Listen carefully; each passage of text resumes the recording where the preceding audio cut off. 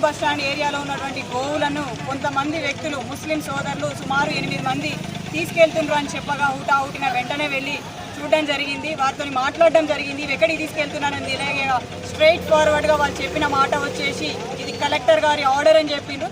ఏ collector గారు ఇచ్చారు మీకు? పోయిన కలెక్టర్ ఇచ్చారా? ప్రస్తుతం ఉన్న కలెక్టర్ ఇచ్చారా?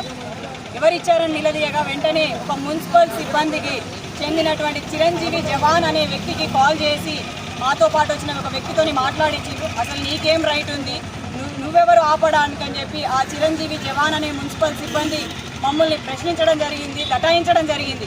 అయినా కూడా మేము ఎక్కడా కూడా తగ్గలేదు. ఆ గోవులను మొత్తాన్ని కూడా మళ్ళీ వెనుకకు తీసుకొచ్చాము. గట్టిగా మాట్లాడి ఆర్గ్యుమెంట్ జరుగుతుంది. ఇది కమ్యూనల్ కిందికి రావద్దు అన్న ఒక ఉద్దేశంతో టౌన్ ఎస్హెచ్ఓ సిఐ గారికి కాల్ చేయడం జరిగింది. వారు కూడా సానుకూలంగా స్పందించి వెంటనే ఎస్ఐ గారిని పంపించారు. ఎక్కడ వచ్చిన ఇష్యూ ఎక్కడ వచ్చింది అని అంటే ఎంతసేపటికి వాళ్ళు మాకు కలెక్టర్ గారు ఆర్డర్ ఉంది, ఇంకొకటి మున్సిపల్ సిబ్బంది ప్రోత్సాహంతోనే జరుగుతుంది అని చెప్పడం దురదృష్టకరం. 2 రోజుల కింద అంటే 13వ తారీఖు కంటే ముందు 2 రోజుల ముందు 11వ తారీఖు రోజున ఒక న్యూస్ క్లిప్పింగ్ వచ్చింది. రోడ్ల మీద పడుకున్నటువంటి గోవుల వల్ల ఇబ్బంది జరుగుతుంది అనేది ఒక న్యూస్ పేపర్ కవర్ చేసింది. దానికి మున్సిపల్ శాఖ చేయాల్సింది ఎవరికి పడితే వాళ్ళకి అప్పచెప్పడం కాదు. మన మానుకోట మున్సిపాలిటీకి సంబంధించి బందెలదొడ్డి అనేది ఒకటి ఉంది, దాన్ని నిర్వీర్యంగా వదిలేశారు. దానికి ఒక కాంపౌండ్ లేదు, పట్టించుకునే నాదుడే లేడు.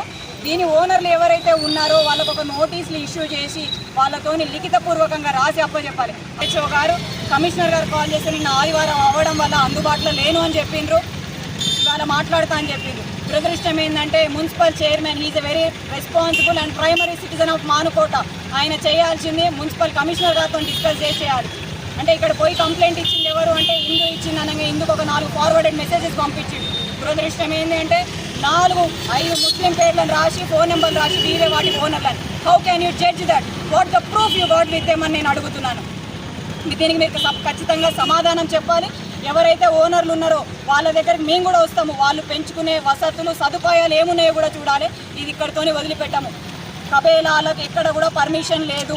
ఇల్లీగల్గా జరుగుతున్నటువంటి దందాకి క్లోజ్ చేయాలి. ఇది ఏది కూడా కమ్యూనల్ కింద పోలీస్ శాఖ కానీ కలెక్టర్ కానీ ప్రజానీకం కానీ చూడొద్దు. హిందూ ముస్లిం బాయి ఎట్లా ఉన్నారో అట్లనే ఉంటుంది. కేవలం ఇది చూసేది నేను ఒక హైందవ బిడ్డగా, రైతు బిడ్డగా మాత్రమే ఇది పోరాటం చేస్తాను.